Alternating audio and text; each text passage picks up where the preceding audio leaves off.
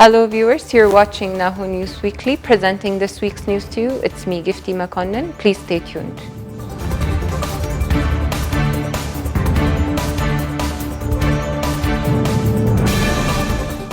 Moving on to our first news, President Sahle-Work Zewde held talks with the Chief Executive Officer of Global Center on Adaptation, Professor Patrick Verkooyen, today. During the meeting, President Sahle-Work said Ethiopia is preparing and implementing a national adaptation plan, adding that even though Ethiopia's contribution to climate change is small as a country, but its impact on climate change is significant.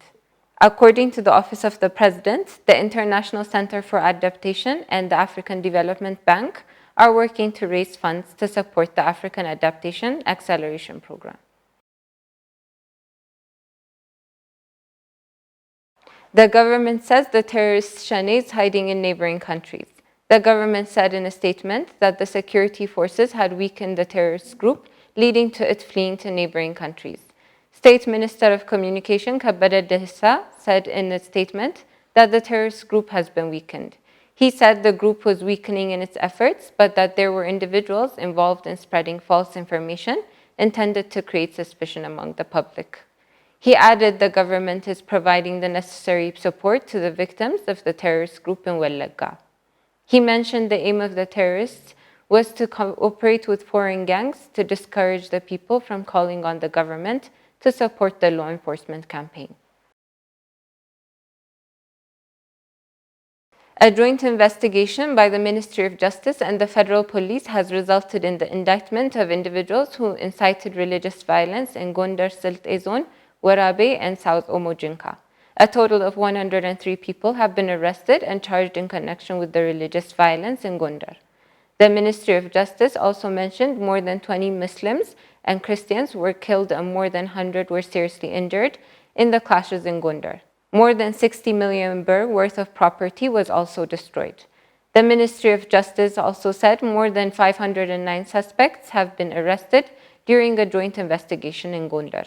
2 people were killed and 79 others were injured in an attempt to spread the conflict in Gondar to Warabe town in Silte Zone. The Ethiopian government has signed the third-party implementation agreement with the UN Project Service Bureau for the implementation of reconstruction projects in Tigray State, according to the Ministry of Finance. The project is part of the government's World Bank-funded project to rehabilitate war-torn communities in Ethiopia. The goals of the project are to rebuild and improve basic services and climate-resilient community infrastructure, as well as to improve access to multidisciplinary response services for women who have been sexually abused in war-torn areas of Ethiopia. According to the agreement, it will carry out activities in Tigray State to rebuild, improve basic services, and build social infrastructure. The UN Office for the Coordination of Humanitarian Affairs is said to be supporting social institutions in accordance with the agreement with the government and is in the consultation with the community to create a conducive environment for the community to respond quickly to services. According to the United Nations, Tigray is still without access to essential services such as electricity, telecommunication, banking, and hundreds and thousands of people are at the brink of starvation.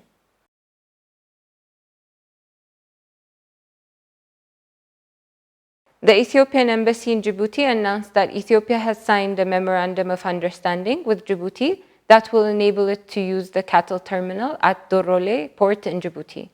The agreement was signed by the Federal Minister of Agriculture, Omar Hussein, and the Minister of Agriculture, Water, Fish, Cattle, and Marine Resources of Djibouti, Mohammed Ahmed Awale. Djibouti's port of Dorale offers a wide range of services, including cattle terminal. In his speech at the ceremony of the Memorandum of Understanding, the Minister of Agriculture, Omar Hussein, said as Ethiopia is the leading country in cattle wealth, the agreement signed now will allow it to earn foreign currency by properly exporting this wealth.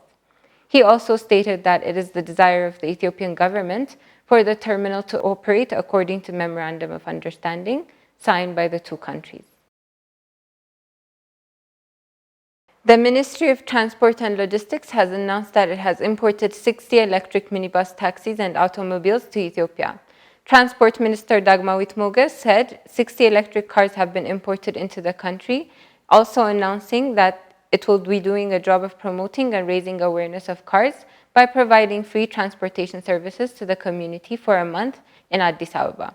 The Minister of Water and Energy, Dr. Engineer Habtamu, explained that the contribution of vehicles is significant at this time when fuel prices are high and climate change is a challenge. He explained that Ethiopia spends a lot of money annually on fuel consumption. He also added that the role of reducing the limited foreign exchange is significant. In the 10-year plan, 4,800 electric public buses and 148,000 automobiles are planned to be imported into Ethiopia. Moving on to our final news, registration of foreign nationals entering and moving in different ways in Addis Ababa and its surrounding cities is going to be conducted. The Federal Immigration and Citizenship Service has announced that it will conduct the registration of foreign nationals residing in Addis Ababa and its surrounding cities starting from July. The service office has conveyed a strict message regarding foreign nationals who enter and operate in Ethiopia in different ways. The service urged all foreigners living in Addis Ababa and surrounding cities to register within the specific days. Registration is usually done on weekdays, including Saturdays and Sundays. The service also added that people are invited to register in person with a valid identity document or passport or residence permit, refugee ID or registration document, travel or other related documents. The registration office is located in Addis Ababa at all Warada critical event registration offices and immigration and nationality service branches in Piazza, as well as in Oromia, special zone towns around Addis Ababa. The service also announced that it is an important event registration office, also warning that the service would take legal action against foreign nationals who do not register within the above deadline. The service also asked individuals who hire foreigners or are renting out their homes or living in shelters to ensure that they are registered and have certificate of registration within the allotted time. It is known that the Federal Republic of Ethiopia Immigration and Citizenship Services has the authority to register and control foreign nationals operating in Ethiopia in various ways under Proclamation number 354, 1995, and Regulation number 114, 1997.